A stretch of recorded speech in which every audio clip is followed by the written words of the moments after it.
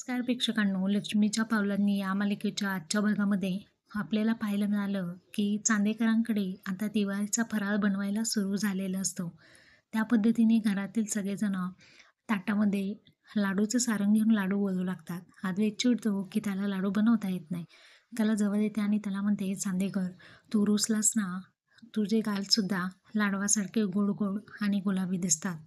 तर असा जो कलाने अद्वैतला हसवण्यासाठी मारलेला असतो. पुन्हा पुन्हा एकदा अद्वैत लाडू बनवायला घेतो, परंतु अद्वैतला लाडू जमत नाही. आता कला त्याला ट्रेनिंग देते आणि कला सांगते की चांदेकर, हे बघ, लाडू कसा वळायचा माहिती आहे तुला?